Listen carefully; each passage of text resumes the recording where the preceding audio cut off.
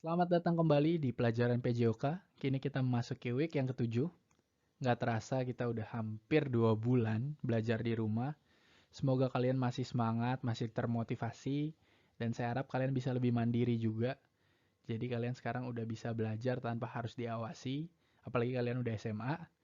Jadi kalian lebih bisa bertanggung jawab sama diri kalian. Jangan sampai kalian banyak membuang waktu di saat seperti ini, padahal kalian punya waktu untuk belajar. Oke, kita akan masuki week ini dengan materi menganalisis bahaya, penularan, dan pencegahan penyakit HIV/AIDS. Oke, banyak dari kita mungkin sudah sering banget dengar soal HIV/AIDS atau kita udah dengar tentang bahayanya HIV/AIDS, tapi saya harap tujuan dari pembelajaran ini kali ini kita bisa melihat sedikit lebih dalam. Jadi kita bukan cuma tahu dan cuma didiktein aja bahwa HIV itu gini-gini, tapi kalian tuh bisa lebih paham, oh kenapa sih ternyata HIV itu berbahaya. Kita akan mulai dari AIDS dulu. AIDS adalah Acquired Immune Deficiency Syndrome yang disebabkan oleh virus HIV, Human Immunodeficiency Virus. Jadi si HIV adalah virusnya, dan si AIDS ini adalah penyakitnya. Sama seperti coronavirus adalah virusnya, dan juga COVID adalah penyakitnya. Jadi bisa lihat dan tahu bedanya. Bentuk virus HIV seperti binatang bulu babi yang berbulu tegak dan tajam. Itu kayak ada gambar yang di belakang. Kalian kalau nggak tahu bulu babi bisa coba search. Jadi bentuknya bulat gitu dan kayak banyak jarum-jarumnya. Kira-kira seperti itulah bentuk virus HIV. Nah, definisinya apa sih AIDS itu? Acquired itu artinya diperoleh. Imun adalah kekebalan, defisiensi itu kekurangan. Sindrom adalah kumpulan gejala atau penyakit. Jadi kalau digabungin, AIDS-nya adalah Acquired Immune Deficiency Syndrome, yang artinya adalah kumpulan gejala atau penyakit akibat hilangnya atau menurunnya sistem kekebalan tubuh seseorang. Gampang ya, jadi bisa dipahamin dari definisinya aja udah cukup jelas. Sekarang kita masuk ke beberapa fakta tentang AIDS. AIDS itu menyerang kekebalan tubuh kita, imun sistem kita. Imun sistem itu adalah sistem pertahanan tubuh kita terhadap serangan organisme, kuman, virus, bakteri, dan lain-lain yang dianggap musuh sama tubuh kita. Nah, penyakit ini bisa mengakibatkan berkurangnya kemampuan tubuh kita memerangi infeksi karena dia nyerang imunnya. Tubuh kita itu punya sel-sel darah putih yang fungsinya itu untuk melawan dan membunuh bibit-bibit atau kuman-kuman yang masuk ke tubuh kita. Jadi itu emang udah ada di tubuh kita. Oke. Nah, sel darah putih ini melindungi kita dari jatuh sakit. HIV ini virusnya menyerang si sel darah putihnya itu yang fungsinya untuk defense atau pertahanannya. Akhirnya jadinya dirusaklah dinding sel darah putih dan dia masuk ke dalam selnya. Selnya akhirnya dirusak sama dia, akhirnya jadi lemah dong. Ketika dia udah lemah, dia nggak akan mampu melawan penyakit atau kuman-kuman atau bakteri. Jadi kita tuh lebih gampang terserang penyakit. Simpelnya seperti itu. Jadi HIV itu menyerang imun tubuh kita yang bikin kita lebih mudah terserang penyakit. Tapi HIV-nya sendiri itu tidak menyebabkan penyakit bagi kita, tapi dia bikin kita imunnya down, oke? Okay? Pada beberapa tahun pertama, pengidap HIV tidak menunjukkan gejala apapun. Nih, bahaya banget kan?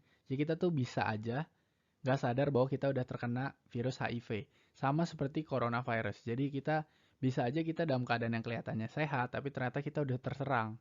Karena dia lagi berproses di tubuh kita, lagi merusak sel darah putihnya. Jadi mungkin nggak serta-merta kita langsung kelihatan sakit kayak orang-orang ketika terjangkit sakit yang lain. Tetapi dia ketika dalam prosesnya bisa aja kita tetap terlihat baik-baik aja. Nah, ketika semakin lama imunnya itu semakin lemah kan, mulai deh baru timbul gejala-gejala penyakit lain. Karena bakteri yang lain udah nggak bisa di defense sama si sel darah putih kita yang tadi diserang itu. Akhirnya turunlah daya tahan tubuh kita dan akhirnya kita terkena lah penyakit-penyakit lain dan kita jadi lebih gampang drop daripada orang yang nggak terkena AIDS karena imun kita lebih lemah. Itulah kondisi di saat kita disebut sebagai penderita AIDS. Oke, sekarang kita akan membahas soal bahaya penyakit AIDS. Yang pertama bahayanya banget adalah hingga saat ini AIDS itu belum ada obatnya. Jadi ketika kita terjangkit, ya sangat kecil probabilitas kita untuk sembuh. Mungkin bisa, tapi sangat kecil karena nggak ada obatnya, nggak ada vaksinnya. Selanjutnya ada AIDS dapat menyebabkan kematian dan kebanyakan pada usia muda atau usia produktif. Berhubungan juga sama yang ketiga, AIDS terjangkitnya biasanya pada anak muda.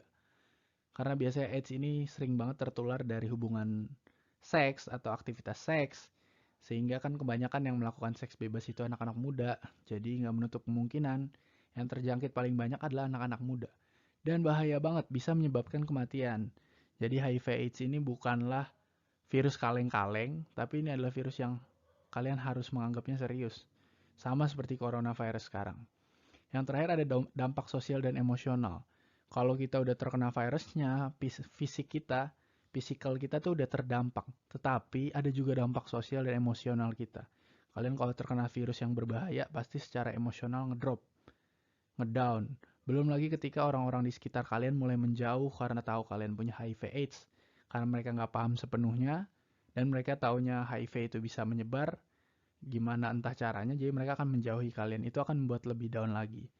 Dampak lebih parahnya, kalian bisa jadi stres banget, jadi frustrasi, hingga kalian bisa mungkin punya keinginan untuk bunuh diri, yang itu bahaya banget, ataupun kalian bisa jadi stres sendiri sampai kalian jadi gila.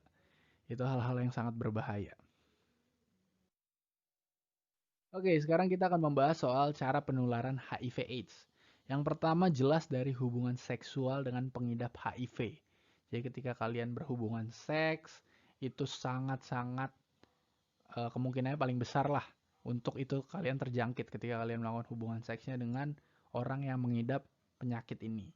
Karena itulah banyak yang bilang seks bebas itu berbahaya karena kita nggak pernah tahu orang-orang siapa yang udah terkena HIV dan lain-lain sebagainya. Karena ketika seks bebas itu dilakukan kan dia ganti-ganti pasangan, itu yang sangat berbahayanya. Terus ada alat jarum suntik. Jadi itulah kenapa banyak pengguna-pengguna narkoba juga yang kena karena dari jarum-jarum suntik itu, atau alat tusuk lainnya, bukan cuma suntik doang. Jadi ketika jarum untuk akupuntur bisa, ataupun jarum tato, ketika tato itu kan pakai jarum, itu juga bisa. Karena itu biasanya disarankan penggunaan suntikan atau jarum-jarum apapun hanya untuk satu kali penggunaan supaya nggak ada resiko terjangkit virus-virus seperti ini. Yang terakhir ada kemungkinan kecil di mana ibu hamil yang mengidap itu bisa menurunkan ke bayi yang dikandungannya. Setelah saya research emang nggak sebesar itu, tapi itu lumayan hampir 10% kalau nggak salah. Jadi bisa HIV itu bisa diturunkan, tapi ada kemungkinannya nggak terlalu besar.